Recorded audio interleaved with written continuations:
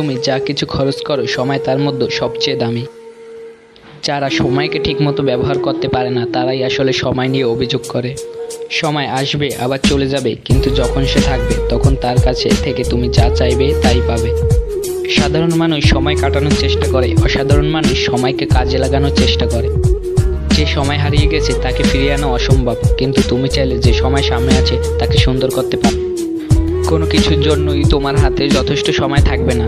যদি কোনো কিছু তোমার কাছে গুরুত্বপূর্ণ হয় তবে অন্য জিনিস করা বাদ দিয়ে সময় বের করে নাও।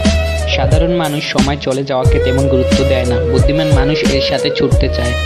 দেয়ালের দিকে তাকিয়ে সময় নষ্ট করো না, সেখানে একা একা দরজা জন্মাবে না।